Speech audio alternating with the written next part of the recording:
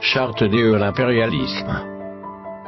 La présente charte a été élaborée à Washington pendant la traite négrière, ensuite discrètement négociée à la conférence de Berlin en 1885, pendant que les puissances occidentales se partageaient l'Afrique. Ils négocièrent secrètement à Yalta le partage du monde en 2 blocs après la Deuxième Guerre mondiale, et pendant la création de la Société des Nations, l'ancêtre de l'ONU. Dispositions générales. Article 1. Devise de l'impérialisme. Gouverner le monde et contrôler les richesses de la planète. Notre politique est de diviser pour mieux régner, dominer, exploiter et piller pour remplir nos banques et faire d'elles les plus puissantes du monde. Article 2. Aucun pays du tiers-monde ne constitue un État souverain et indépendant. Article 3. Tout pouvoir dans les pays du tiers-monde émane de nous, qui l'exerçons par la pression sur les dirigeants qui ne sont que nos marionnettes. Aucun organe du tiers-monde ne peut s'en attribuer l'exercice. Article 4. Tous les pays du tiers-monde sont divisibles, et leurs frontières déplaçables selon notre volonté. Le respect de l'intégrité territoriale n'existe pas pour le tiers-monde. Article 5. Tous les dictateurs doivent mettre leur fortune dans nos banques pour la sécurité de nos intérêts. Cette fortune servira de dons et crédits accordés par nous comme assistance, et d'aide au développement aux pays du tiers-monde. Des régimes politiques. Article 6. Tout pouvoir et gouvernement établi par nous est légal, légitime et démocratique. Mais tout autre pouvoir ou gouvernement qui n'émane pas de nous est illégal, illégitime et dictatorial, quelle que soit sa forme et sa légitimité. Article 7. Tout pouvoir qui oppose la moindre résistance à nos injonctions, perd par le fait même sa légalité, sa légitimité et sa crédibilité. Il doit disparaître. Des traités et des accords. Article 8. On ne négocie pas les accords et les contrats avec les pays du tiers-monde, on leur impose ce qu'on veut, et ils subissent notre volonté. Article 9. Tout accord conclu avec un autre pays, ou une négociation sans notre aval est nul, et de nul effet. Des droits fondamentaux. Article 10. Là où il y a nos intérêts, les pays du tiers-monde n'ont pas de droits. Dans les pays du Sud, nos intérêts passent avant la loi et le droit international. Article 11. La liberté d'expression, la liberté d'association et les droits de l'homme n'ont de sens que dans le pays où les dirigeants s'opposent à notre volonté. Article 12. Les peuples du tiers-monde n'ont pas d'opinion, ni de droit, ils subissent notre loi et notre droit. Article 13. Les pays du tiers-monde n'ont ni culture ni civilisation, sans se référer à la civilisation occidentale. Article 14.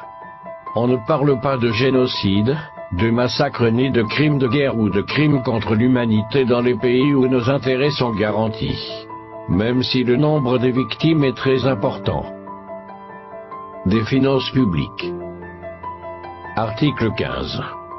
Dans les pays du tiers-monde, nul n'a le droit de mettre dans leur banque un montant d'argent au-dessus du plafond que nous avons fixé. Lorsque la fortune dépasse le plafond, on la dépose dans l'une de nos banques pour que les bénéfices retournent sous forme de prêts ou d'aide économique au développement en espèces ou en nature. Article 16. N'auront droit à l'aide précitée les pays dont les dirigeants font preuve d'une soumission totale à nous, nos marionnettes et nos valets. Article 17. Notre aide doit être accompagnée des recommandations fortes de nature à empêcher et briser toute action de développement des pays du tiers-monde. Des traités militaires. Article 18. Nos armées doivent être toujours plus fortes et plus puissantes que les armées des pays du tiers-monde. La limitation et l'interdiction d'armes des destructions massives ne nous concernent pas, mais s'imposent aux autres. Article 19. Nos armées doivent s'entraider et s'unir dans la guerre contre l'armée d'un pays faible pour afficher notre suprématie, et se faire craindre par les pays du tiers-monde. Article 20. Toute intervention militaire a pour objectif de protéger nos intérêts, et ceux de nos vallées. Article 21. Toute opération d'évacuation des ressortissants des pays occidentaux cache notre mission réelle, celle de protéger nos intérêts, et ceux de nos vallées. Accords internationaux. Article 22. L'ONU est notre instrument, nous devons l'utiliser contre nos ennemis, et les pays du tiers-monde pour protéger nos intérêts. Article 23. Notre objectif est de déstabiliser et détruire les régimes qui nous sont hostiles et installer nos marionnettes sous la protection de nos militaires sous la couverture des mandats des forces de l'ONU. Article 24. Les résolutions de l'ONU sont des textes qui nous donnent le droit et les moyens de frapper, de tuer et de détruire les pays dont les dirigeants et les peuples refusent de se soumettre à nos injonctions sous la couverture des résolutions du Conseil de sécurité de l'ONU. Article 25.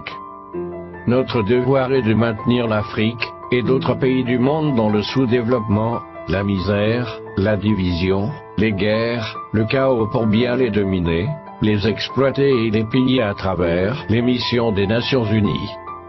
Article 26. Notre règle d'or est la liquidation physique des leaders et dirigeants nationalistes du tiers-monde. Article 27. Les lois, les résolutions, les cours et tribunaux des Nations Unies sont nos instruments de pression contre les dirigeants et les leaders des pays qui défendent les intérêts de leur peuple.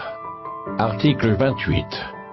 Les dirigeants des puissances occidentales ne peuvent être poursuivis, arrêtés ni incarcérés par les cours et tribunaux de l'ONU, même s'ils commettent des crimes de guerre, de génocide, ou des crimes contre l'humanité.